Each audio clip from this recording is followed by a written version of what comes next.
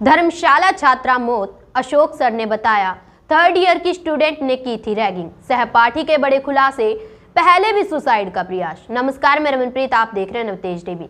यह मामला उस वक्त गर्मा गया जब छात्रा का अपनी मौत से पहले कथित तौर पर रिकॉर्ड किया गया एक वीडियो सोशल मीडिया पर वायरल हो गया। वीडियो में पीड़िता ने संबंधित प्रोफेसर पर अभद्र हरकत और मानसिक उत्पीड़न करने और विरोध जताने पर धमकाने के आरोप लगाए थे। आइए सुनाते हैं आपको पीड़िता ने क्या कहा। इससे मारा, बोतल से मारा, डंडे से मारा, बोतल से मारा था एक दीदी ने कॉलेज में ना, सिर में, है ना। और उसके साथ में कौन था? और जो मोनिका थी वो भी साथ में थी। मोनिका, हाँ वो भी मिली थी उनके साथ। हाँ, मेरे को पढ़ने नहीं देती थी। अच्छा, मेरे को पढ़ाने में भी दिक्कत करती थी। क्या बोलती, फेल हो गई है तू? तो फेल तो बोलना सारे होते हैं। तुम लोगों ने ऐसे किया मेरे साथ, तो तुम लोग कौन से आगे बढ़ जाओगे?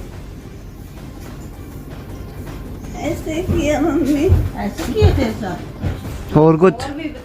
और बता क्या किया तेरे साथ? बता मेरा बच्चा, बता। दिल में मत रख। वो सिर्फ 19 साल की थी, सुनहरे भविष्य का सपना संजोए धर्मशाला के सरकारी कॉलेज पहुंची थी। उसे कहां पता था कि मौत उसका इंतजार कर रही है। पढ़ लिख कर अफसर बनने का सपना देखने वाली बेटी कहां जानती थी कि वह दूसरी छात्राओं की रैगिंग, मारपीट और प्रोफेसर की बुरी नजर का शिकार होने वाली है। 26 दिसंबर को लुधियाना के एक अस्पताल में इलाज के दौरान उसने दम तोड़ दिया। बेटी तो चली गई, लेकिन परिवार के लिए छोड़ गई कभी न भूलने वाला जिंदगी भर का गम। बेबस माता पिता आंसू बहा रहे हैं और पुलिस और प्रशासन से बेटी के लिए इंसाफ की गुहार लगा रहे हैं। बेटी के साथ कॉलेज में क्या हुआ था, उसके पिता ने सब कुछ डिटेल में बताया है। पिता की शिकायत पर 3 वरिष्ठ छात्राओं हर्षिता, आकृति और कोमोलिका और प्रोफेसर के खिलाफ मामला दर्ज कर लिया गया है। वहीं पुलिस इस मामले पर क्या कह रही है, चलिए इस पर भी एक नजर डाल लेते हैं। 20 दिसंबर को एक सीएम हेल्पलाइन पोर्टल पे एक कंप्लेंट जो थी इनके परिवारजनों द्वारा दर्ज करवाई गई थी, जिसके पश्चात उसमें जो गर्ल्स थी उनके खिलाफ उसने कहा था कि उन्होंने जो है मेरी रैगिंग की थी और उन्होंने जो है मुझे प्रताड़ित किया था। इस बारे में सूचना थी, तो उसके पश्चात जब इनसे संपर्क करने की कोशिश की गई तो परिवारजनों ने बतलाया कि वो अभी बाहर हैं ट्रीटमेंट के लिए, तो जैसे ही वो आएंगे तो उसके पश्चात जो है उसको उसमें फर्दर जो भी ज़रूरत होगी उस हिसाब से हम कार्रवाई करवाएंगे।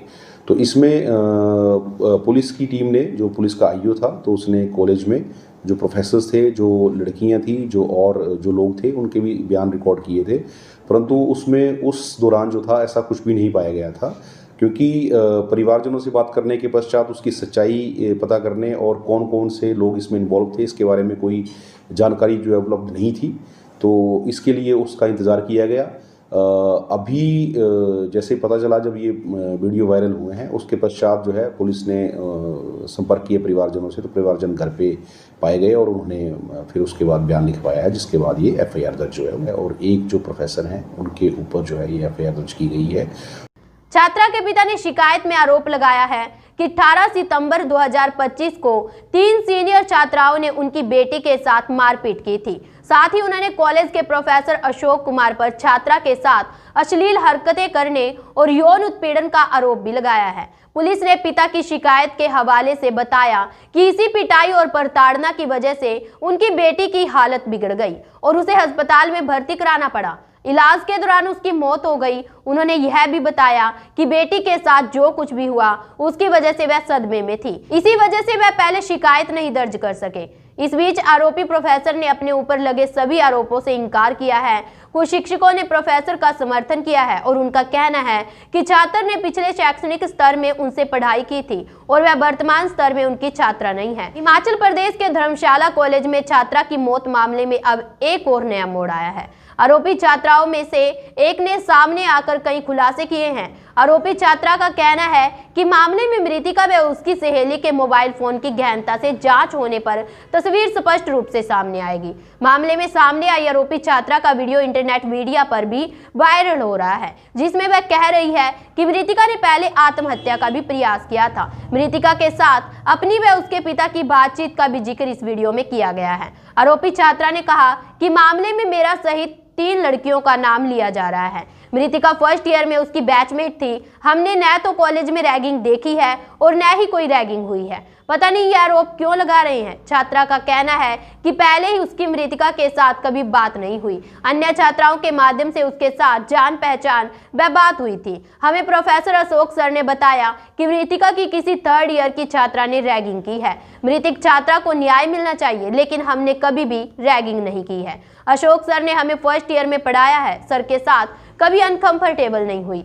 आरोपी छात्रा का कहना है कि जब वह फर्स्ट ईयर में थी तो मृतिक छात्रा ने फोन किया था कि मैं सुसाइड करने जा रही हूं। उस वक्त उसे बचाने की कोशिश की गई। उस वक्त उसके पिता को फोन किया गया था कि आपकी बेटी आत्महत्या करने जा रही है। मृतिका के पिता स्ट्रिक्ट हैं और उनसे बहुत ज्यादा डरती थी। वह डरी डरी सी रहती थी। उसके फोन की अच्छे से जांच की जाए। मृतिक छात्रा को ही नहीं, प्रोफेसर सहित हम सभी को न्याय मिलना चाहिए। मृतिका व उसकी सहेली के मोबाइल फोन से ही सारी बातें सामने आएंगी। कॉलेज में कथित रैगिंग व मारपीट के बाद छात्रा अवसाद में चली गई थी और उसके बाद 26 दिसंबर को उसकी लुधियाना के अस्पताल में मौत हो गई। 30 के बाद मृतिका का अंतिम वीडियो वायरल हुआ और उसके बाद पड़ताल तेज हुई। धर्मशाला पुलिस ने 1 जनवरी को सहायक प्रोफेसर सहित 4 छात्राओं के खिलाफ मामला दर्ज किया। अब मामले की पड़ताल की जा रही है। प्रोफेसर को निलंबित किया गया है। इसके अलावा विभिन्न एजेंसियों ने इस मामले पर गंभीरता से जांच करने के आदेश दिए हैं।